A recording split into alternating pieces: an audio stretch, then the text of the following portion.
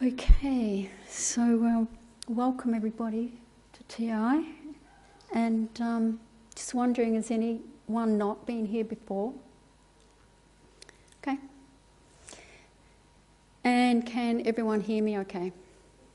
It might be a little bit more subdued when we're doing the meditation, so yell out if you can't hear at any point.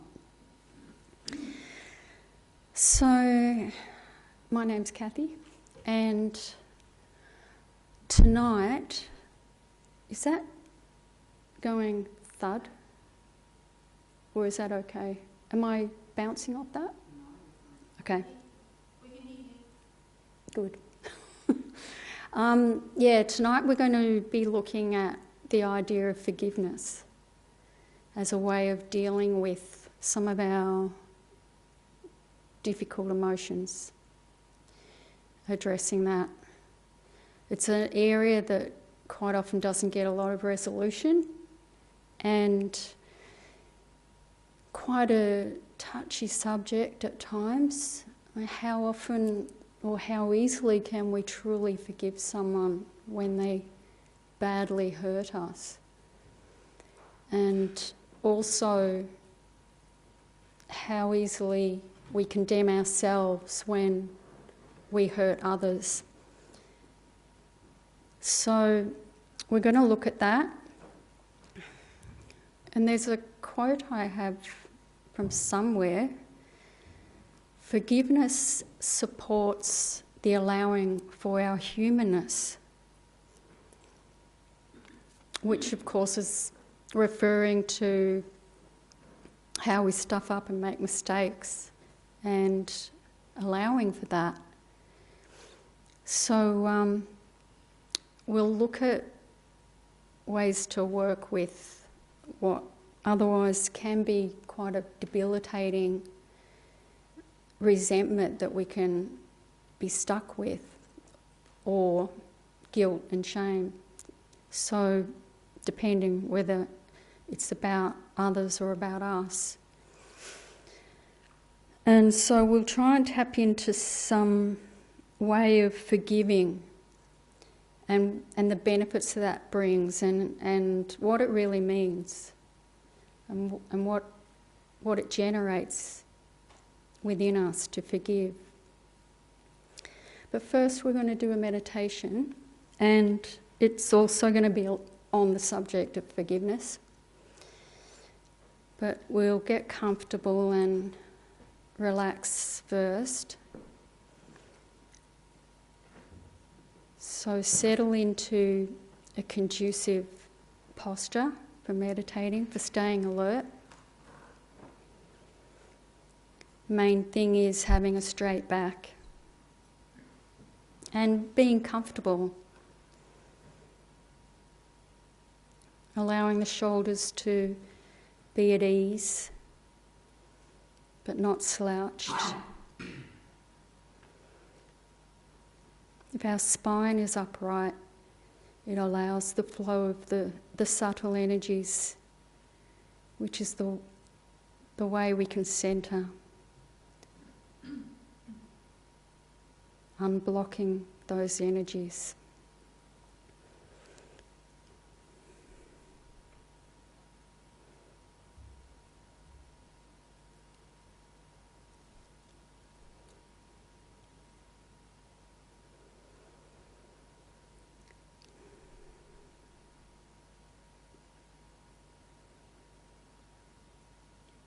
And then bring your attention to the breath.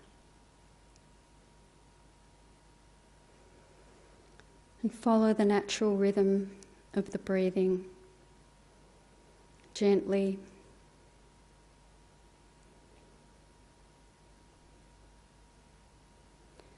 There's going to be a background of distraction. There's usually always thoughts coming and going. That's okay, we just let them come and go.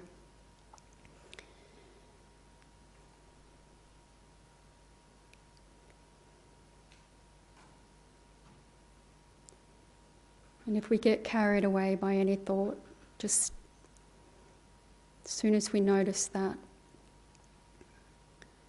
bring your attention back to the breath.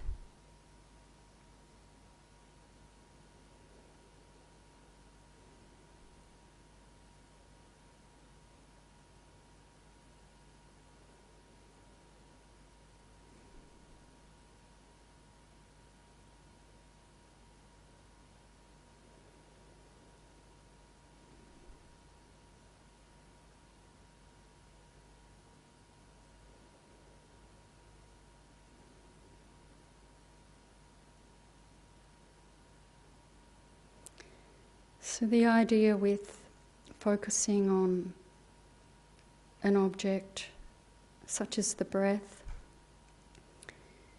is to let go of any thoughts of the past, any concerns of the future.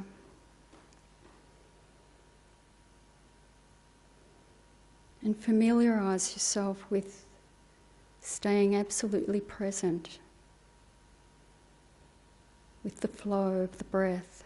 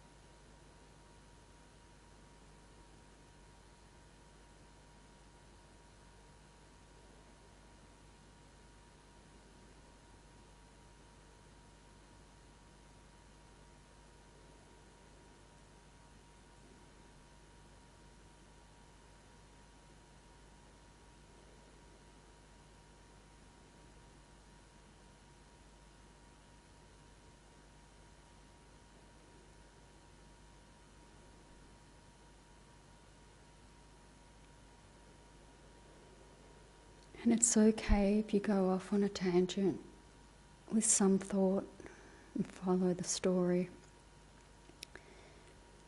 That is until you recognise you've done that, and then you just gently bring it back, your mind back, and focus on the breath.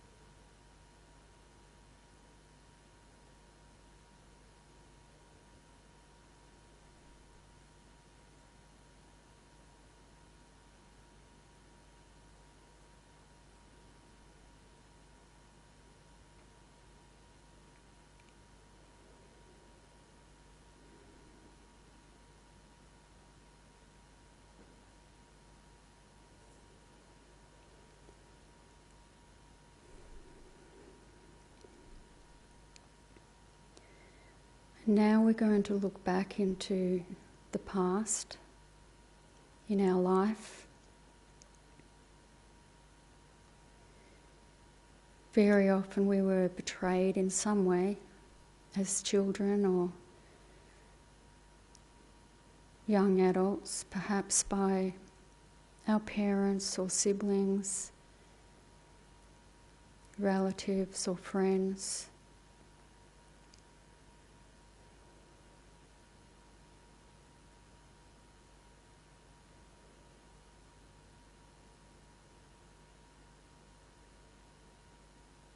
We probably trusted them, or our parents trusted them to look after us. But they hurt us in some way.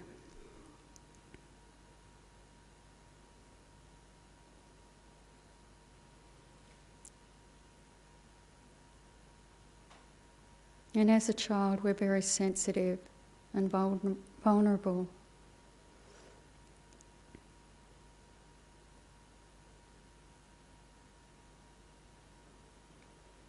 Even small things could be hurtful. An unwarranted harsh word,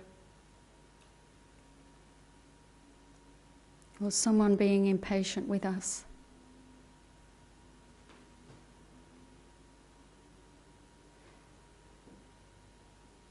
But also, some of us could have had traumatic events.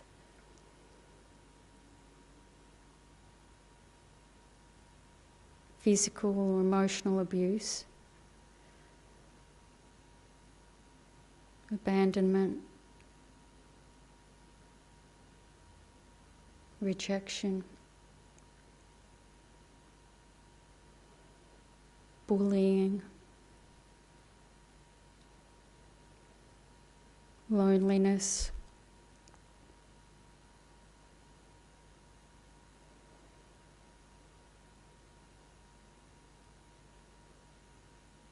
or had to face the death of or loss of a parent or close one.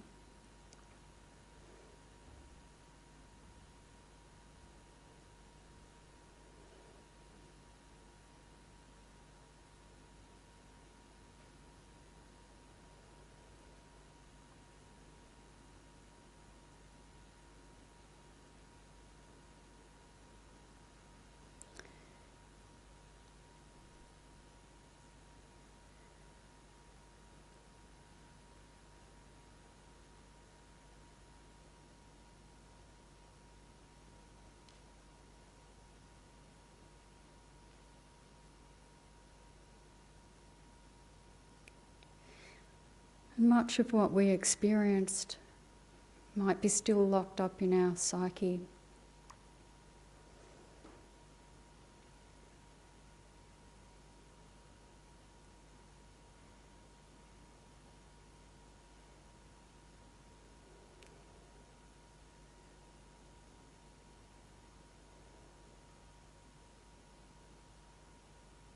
It could be hard to pinpoint exactly what event or emotion is stuck there.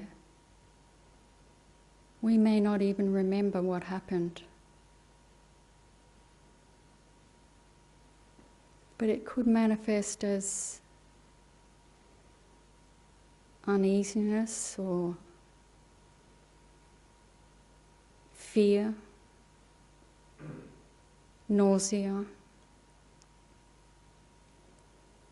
anger,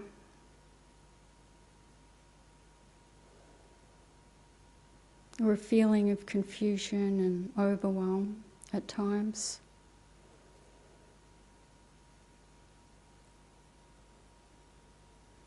Leaves us feeling frustrated and fragile.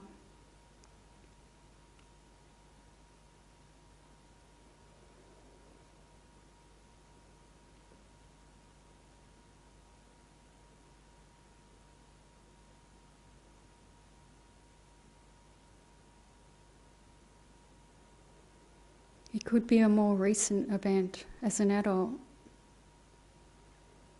We may have been hurt or betrayed by a sibling or our partner, or our own children. So just try and open to whatever feelings these memories have activated.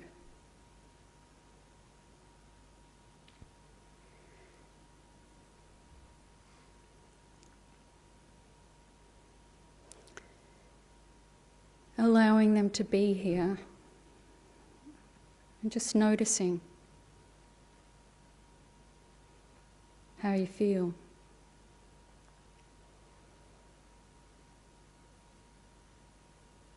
Whether it be an emotional feeling or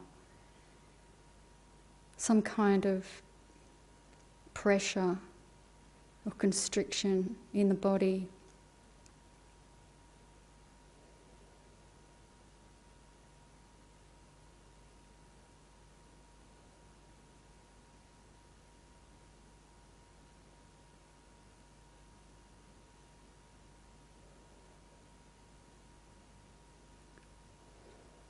If there's no memory that comes to mind, just sit with whatever feeling is manifesting within you.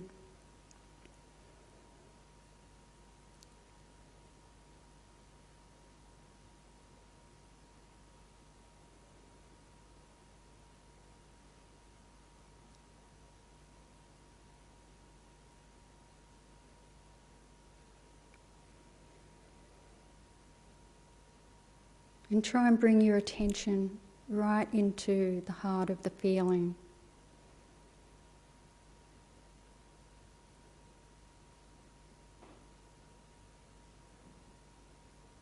And merge your whole awareness within it.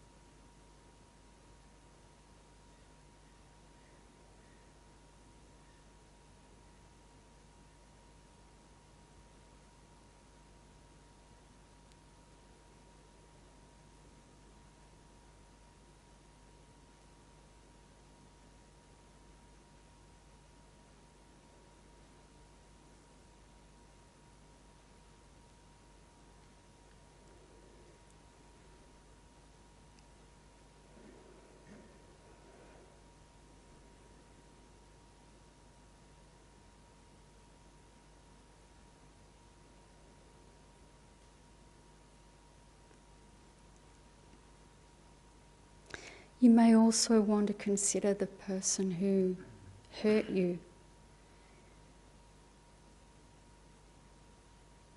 who was responsible.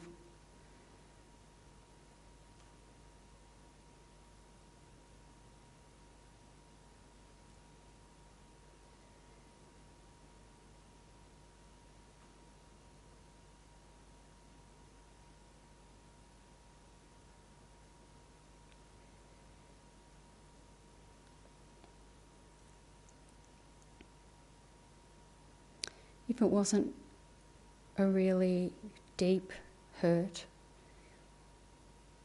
it may have just been them having a hard day.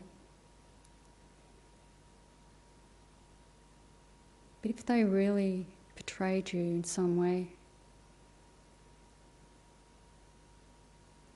perhaps we can also relate to the pain and confusion in their minds that led them to that.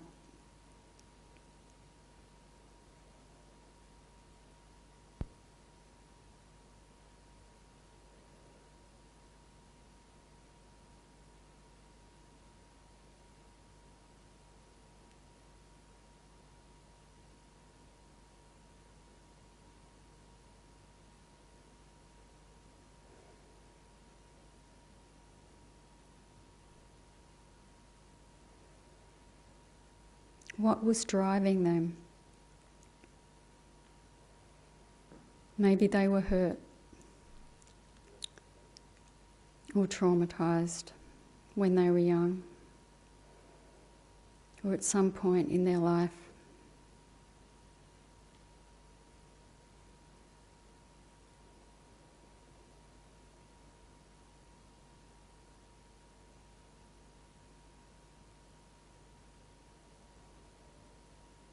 They may have intentionally hurt us, or they may have unintentionally, unconsciously acted in some way that hurt us, driven by their unresolved pain.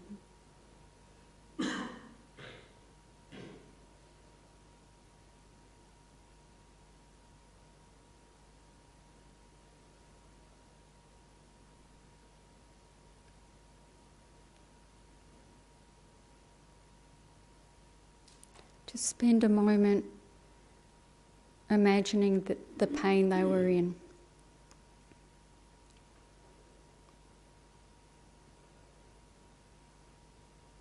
What was going down in their life.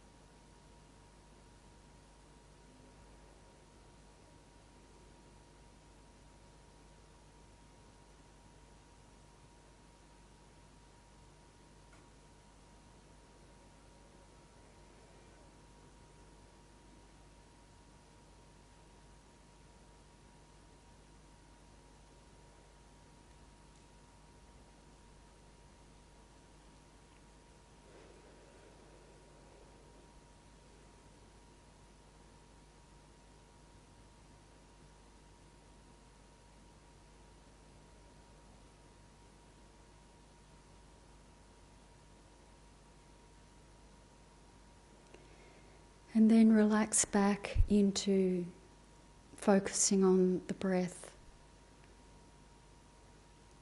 for a minute.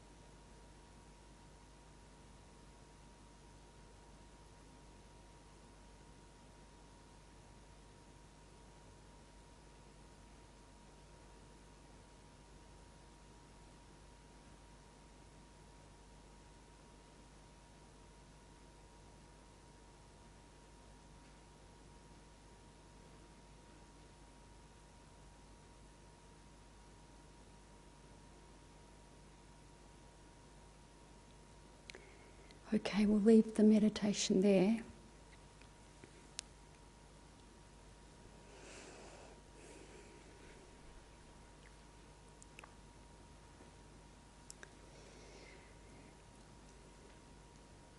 So, forgiveness breeds harmony. Someone who is understanding and non-reactive is clearly the type who won't initiate or engage in conflict. So even on the world stage, can you imagine if world leaders were like that? However, in Buddhism, we start with ourselves. So it's not about the people we work with or the people we live with or our neighbours and like our partner. It's about starting with ourselves. So blaming others and seeing the faults in others is not where it's at. And however, we take on the world by starting with ourselves. Something His Holiness always, the Dalai Lama always comments on, that's the starting place, and it's only through the inner revolution that we can create a peaceful world. So also when we're aligned with forgiveness and harmony, we have more inner strength and we're less vulnerable. And so when stuff happens to us, we don't take the victim's approach, we take responsibility. And that also means that we acknowledge that it's a ripening of our own karma. So that's not to mean that whoever hurt us is exempt from blame. It's not about that. They are the perpetrator who, on a conventional level, have to face the consequences and the karmic consequences of that. But it's about looking at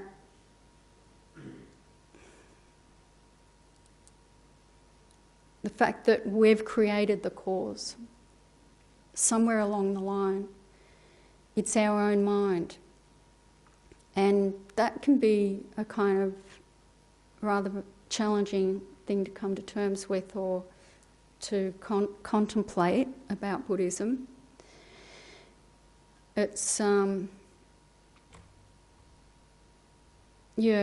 is probably conventionally not acceptable to think that it's ultimately our fault. But when we say it's our fault, it doesn't mean that we're to blame either. There's a lot of different innuendos there.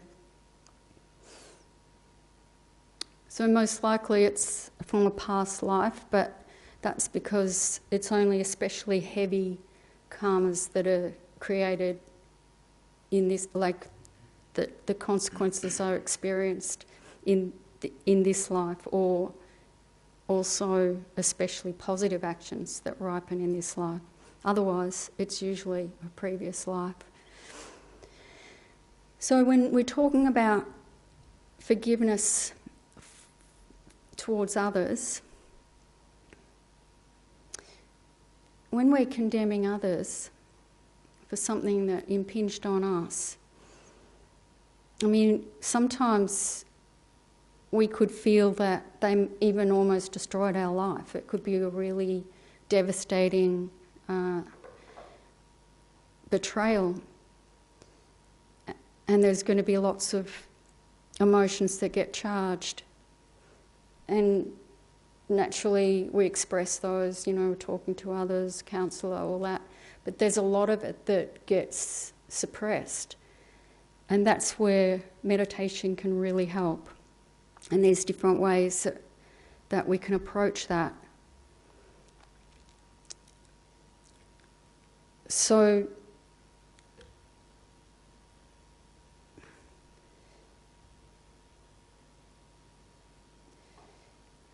we want to avoid harbouring resentment and having that weight. So it's like we owe it to ourselves to deal with that, and forgiveness is a really powerful way. And then if we're condemning ourselves for hurting others, that's also really paralysing. And shame and guilt can really really undermine our state of mind, our happiness, our life. So in Buddhism, shame is actually looked to be a positive mental factor because it is a motivating force for change, to improve our behaviour or to assess the action and actually process it and then move on. But guilt is a little different. So in Buddhism, when we're talking about shame, for instance, it's seen as a motivator in the sense of acknowledging our regret and then processing through remedying the situation and then also resolving to not follow that through again, not to repeat that behaviour. And this practice is known as the four forces, or the four opponent powers of purification, and it's called the 4 R's because the first power is the power of regret, the second power is reliance, the third is remedy, and the fourth is resolve. And how that works is actually regret is the most powerful part of it. Apparently, even just intense regret will purify everything, which is great to know. But traditionally, the 4 go together, and part of that is resolving to refrain from doing it again, harming others in that way again, or harming ourselves. And whether it be from then on or for a period of time, to whatever we can commit to. So that's a traditional way, and it also, the remedy could be even just offering a bunch of flowers and an apology to someone that we hurt. It's simple, but there's also other traditional ways that involve deity practice and so on. And also the most powerful of all is understanding the nature of reality, that everything lacks inherent existence. So that's considered to be a real powerful purifier. So just to clarify the difference between regret and guilt, in the West, the common usage of the term guilt often refers to not just making a mistake, but it's as though it's like our mistakes have rendered us somehow intrinsically evil or bad, so, and it just hangs with us and we can't shake it. So in Buddhism, that's not what we do. According to Jeffrey Hopkins, who's a Buddhist professor who's actually recently passed away, but he says, quote, "Such type of guilt is characterised in Buddhism as a disturbing attitude. It is a negative, paralysing emotion based on non-acceptance of oneself or the situation, and leads to depression and frustration rather than change or improvement." So the term guilt actually isn't even in the Tibetan vocab. But here in the West, it's a lot of those afflicted emotions like PTSD, grief, resentment, guilt, they can be so deeply entrenched in us that, like, it's difficult to imagine how we could ever, like, live without having to manage them. Like, they're just sort of a part of our general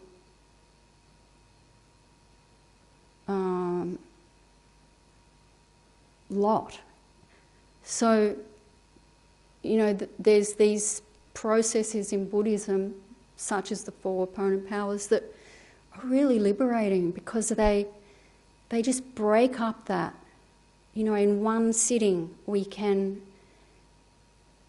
obliterate any sense of that negative kind of remorse, shame, guilt, all of that, where we're feeling paralysed and unable to kind of come to terms with what we've done. So it really, really does uplift our whole mind to be able to process it in that way. And there's other ways too. For instance, part of what the meditation we did in the beginning is called embodying emotions, where we merge with the feeling, whether it be a physical or emotional feeling. We merge our mind with that. And actually science, there's recent research in neuroscience that has shown the connection between the emotion and behaviour and the physiology of the brain and the body, and that evidence is supportive of embodying emotions. There's a whole book on it that I was looking at. There's a lot of books actually, even in like my physio. About 15 years ago, she was saying there was a breakthrough with physio, how they see how the mind is connecting, like, through the brain, sending messages through the brain to different parts of the body to send pain there, so that we'll protect that part of the body. And she was saying how actually there's no such thing as chronic pain, because instead it's the mind sending the message that we need to look after it still when it's already better. So the pain continues to go there and be there, but actually it's a mental construct. It's not a physical problem anymore. It's actually mental. So that was really revolutionary, and that has gone quite across the board with a lot of contemporary healing. And also Buddhist masters such as Mingyur Rinpoche and Tulku Donduk, so contemporary, they also emphasise the benefits of embodying emotions. And so does Geshe Doga here. So there's a quote of a great master, Padmasambhava, who I'm not sure when he was alive, but ancient. And this quote is, "As for the innermost advice, no matter what kind of disturbing emotion you feel, look into the emotion and it tracelessly subsides. The disturbing emotion is thus naturally freed. This is simple to practice." So in terms of working with forgiveness, sometimes we don't even remember consciously what happened to us when we were very young, for instance, or we may have blocked a lot of it out. But our cellular memory has stored a lot of it, and that's what they're talking about in this neuroscience evidence. And it's what can drive our behaviour. So unconsciously, what plays out in our behaviour can be because of stuck emotions. And forgiveness is a way of purifying that and shifting things, because a lot of our emotions are because of harm that we've received or given.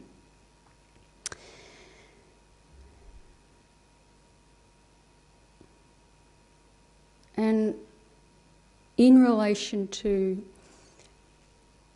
forgiving others,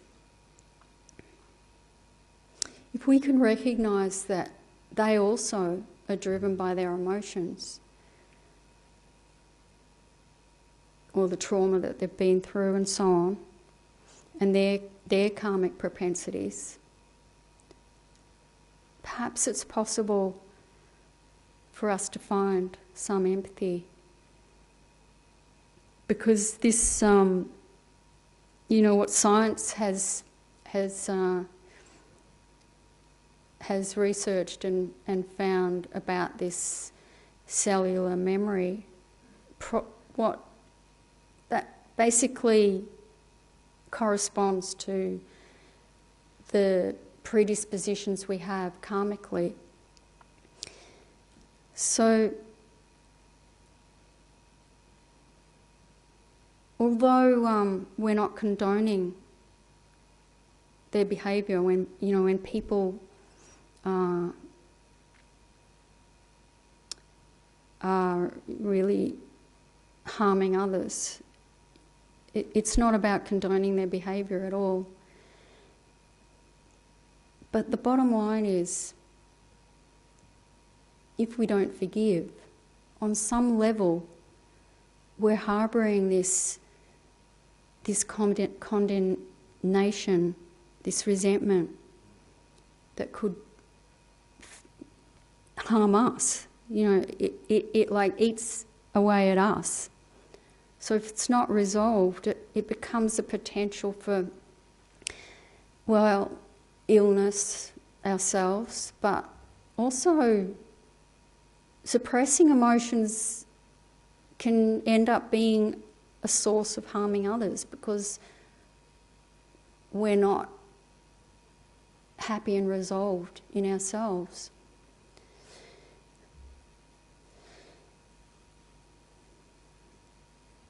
So, in relation to that, I've got a question for you. Do you think it's is it challenging to be able to find that acceptance of that people were driven by their pain to hurt us? Do you think when someone does something really devastating that there is a possibility to forgive? Or do you think it's too big an ask? From your own experience, or even just what you feel? You're looking for someone to answer? Yeah. Okay. Easier in the long term, I'd say. Short term, when you're just reactive, and in the moment, you're swept up in it or more crazy. Yeah. But, depends how egregious. I don't know. Easy for me. I've not met anything too heinous, but yeah. So you think over time, it can be easier to let them off the hook. Yeah. And what if? So what about if they hurt someone who was really precious to us? There's some, really hideous stories of what people have had to witness. Sorry? You can forgive somebody, Yeah. you don't always have to forget. Yeah, that's a great point. And there's heinous things involved, because if you forget, you may end up in that situation. Yeah, so if everyone didn't hear, it's good to forgive, but you don't need to forget. Yeah. Like when you see professionals like police or something, there's sometimes they're impulsive as well, or jump in somewhere instead of staying back. Like it does a bit, see the people on the street, they're a bit challenged and stuff. They crack up and they jump in, but they don't stand back and think. And then someone comes, I've told times I've been come along and there's a lot calmer because I haven't jumped right in and imposed what I think on someone. It's like you stand back a little bit, let them. They're going to be a bit, they're not hurting themselves or anyone else. Yeah. Just stand back a little bit. But I find some people some people see someone like the police as an enemy and stuff like that. Police also, sometimes they impulsive and they jump right in. They're standing back a little bit and just, Yeah. very impulsive sometimes. Okay, thanks. So, would you say there would be... Yeah? Sorry? I don't mean to interrupt you. Okay.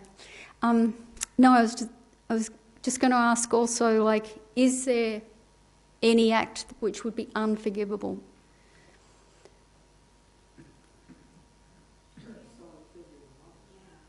Yeah. Like I said, you can still forgive. I don't know how somebody could. Yeah. Exactly like we already said, there's heinous crimes that, sure, you can probably find in your heart to forgive, and as you're saying, there could be a reason why they're doing this. But it's difficult to forget when you've lost a sibling parent. Yeah, well, forgetting is not necessary. Yeah. It's important to forgive, because if you don't forgive, you constantly carry the weight. Yes. You have to let that weight go. Yeah, yeah. Not actually for them, it's for you. Yeah. Well, yeah, that's another interesting point. It's not for them, it's for you. Okay, so that would be like the type of conventional understanding. I've read a few different ones that people put out online, and that's the kind of approach. But in Buddhism, it does go further, so it is for them as well. And you mentioned the heinous crimes. So in Buddhism there's 5. Do you pronounce it heinous or heinous? Heinous. Okay, so killing one's mother or father or a liberated being, or wounding a fully awakened being, or creating schism in the spiritual community. They're all considered heinous crimes, and yet they can be forgiven and purified. So anything in Buddhism can be purified, which is phew. Yeah.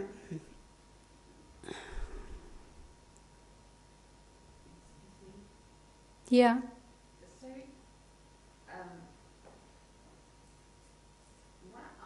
what I'm thinking, if anything in Buddhism can be forgiven, Yeah. I'm a childhood survivor of sexual abuse Mm. of a family member. Why does the mind hang on to the trauma? Yeah. So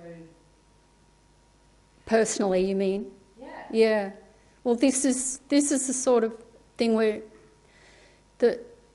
these meditations can address, and why embodying emotions is so important, because we need to fully connect with that emotion again, that pain, before it can be resolved. It can't just be sitting there untouched.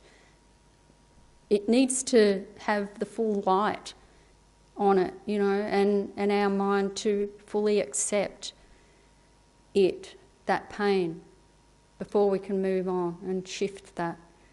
And there's lots of meditations around that that are conducive for healing. And yeah, one of them is simply merging with the emotion, because we normally resist it. We normally don't want to be close to that pain. We don't even want to think about it. It often comes in the also bringing, you know, invasive feelings with it, and physically uncomfortable feelings like nausea and fear. So all of that can slowly be accepted and not run away from through meditation. And there's also,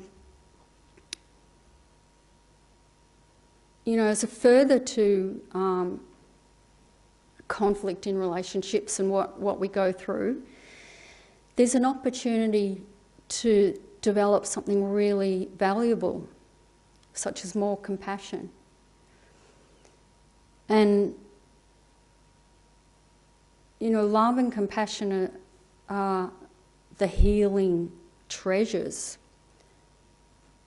They are what are going to bring us more and more happiness and joy, and lighten the load of all the those unwanted emotions. So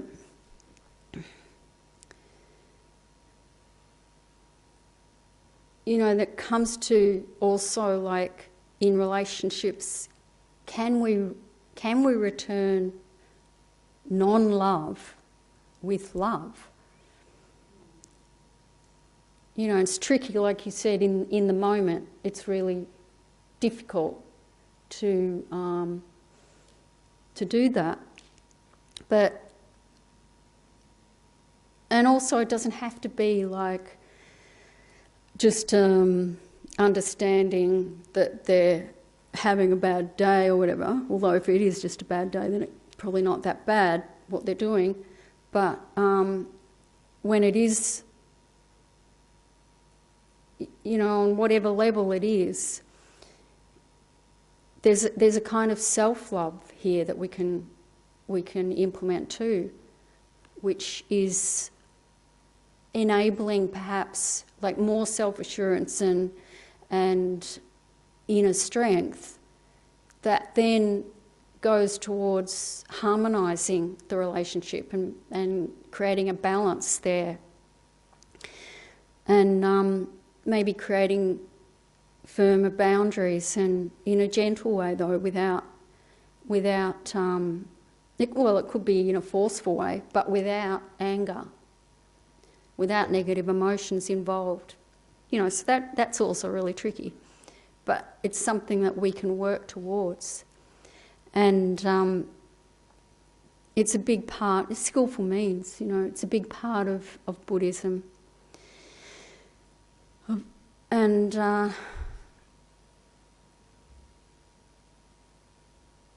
also, you know, when we try and oppose force with love, that is kind of like catchy to a certain extent. The other person or people can't really maintain aggression so easily when you're being gentle and understanding towards them and forgiving. So it can turn things around.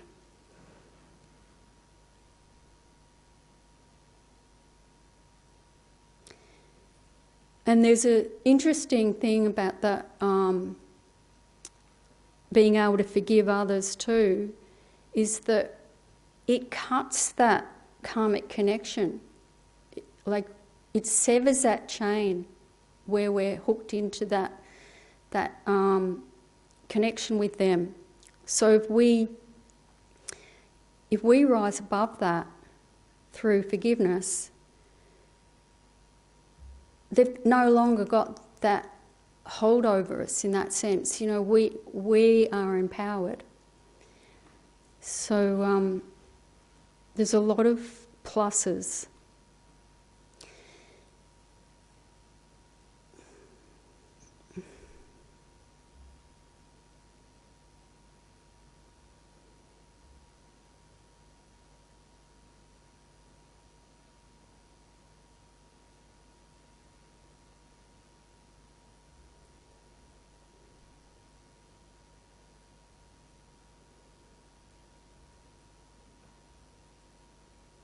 Just looking for a point that I wanted to make.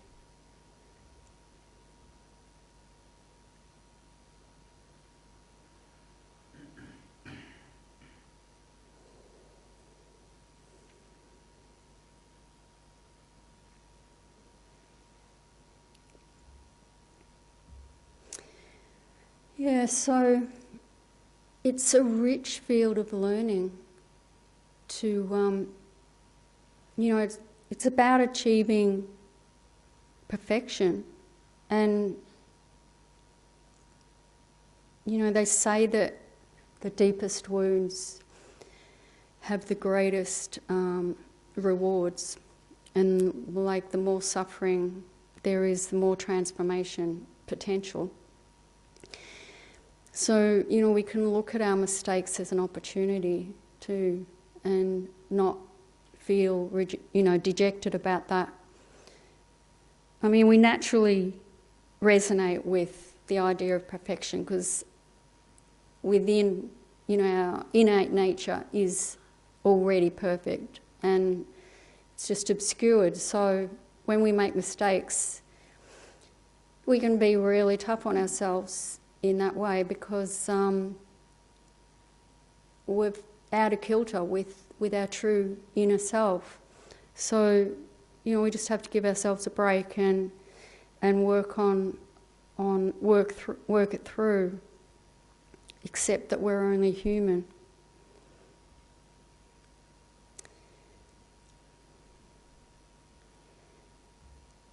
Yeah, and the other.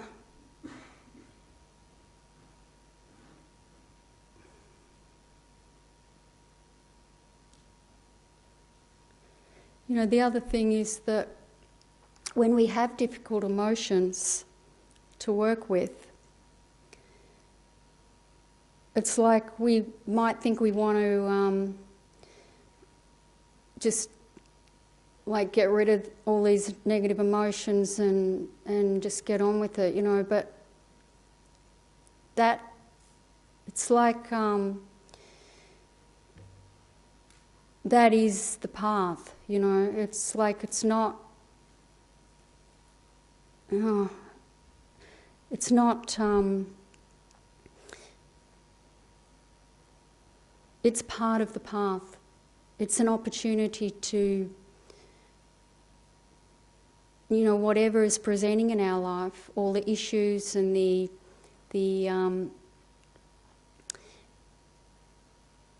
all the negative emotions that we have to go through is part of the path. What I'm trying to say is it's not something that is preventing us from achieving happiness. It's the way to achieve it, through working on whatever is presenting in our life, because karmically that's where we're at. And so we don't need to feel that it's not the right thing for us at the moment, because it's exactly what we need, what our mind needs including all the unwanted issues that occur to us. So it's 9 o'clock. Was there anything else that anyone would like to talk about? Just a quick question, everybody's free, so if that's okay. Just before when you said about my comment about it's more of the conventional Yeah. way of looking at it, Yeah. would you mind vaguely touching on Yeah. how it seemed bigger in the Buddhist philosophy? Uh, Or how it's yeah, so you were saying that, so what were you saying? That I said it's we forgive for ourselves, yeah, not for them. Yeah, and that's a kind of what a lot of different approaches would be out there. But this is really about, in Buddhism, it's really about forgiving. It's about generating love and compassion for ourselves and others.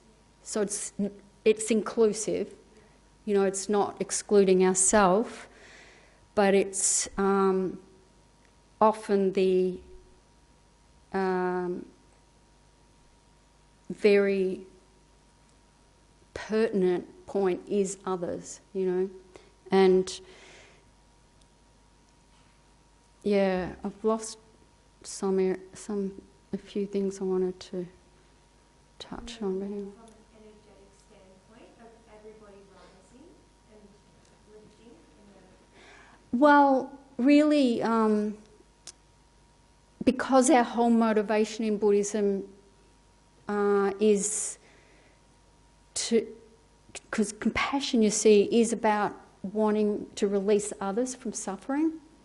And so, like the meditation I did in the beginning where, we're considering our own pain and then the pain of the perpetrator, and seeing if we can identify with where they're coming from, because, ultimately there's no separation between us and them, which sort of is hard to get our head around. But, we can fully identify with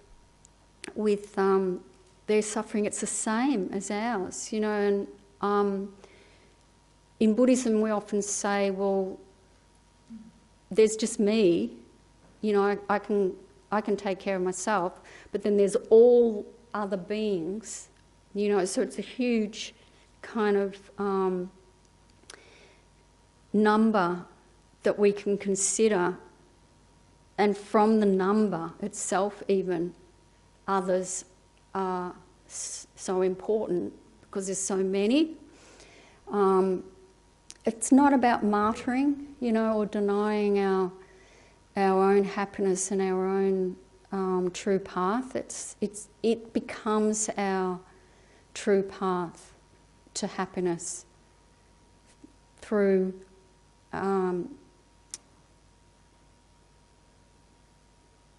having that pure love and compassion. That is how we are going to get to the end of the road and fully awaken, Yeah, thanks. All right, thanks very much, everybody. And it's so great to see you all, and, coming here and wanting to, find out about this path and everything, and hot night and everything. So yeah, it's really great. And also we have cake in the dining room if you want to join us for a cuppa. And thanks so much for coming. It was really great. Hope to see you next time.